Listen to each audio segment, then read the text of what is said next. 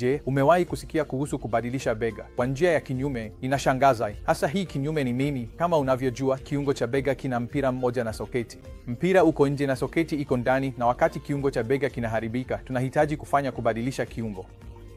Lakini kuna aina maalum ya kubadilisha bega inayoitwa kinyume, ambapo tunahamisha mpira ndani na tunahamisha soketi nje.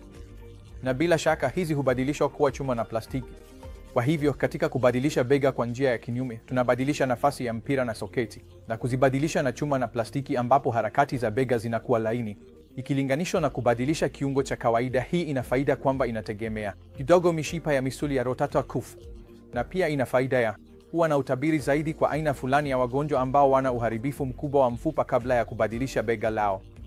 Kwa hivyo, ikiwa wewe ni mgombea wa kubadilisha bega, basi unapaswa kuzingatia kama kubadilisha bega kwa njia ya kinyume kunaweza kuwa bora kwako au la.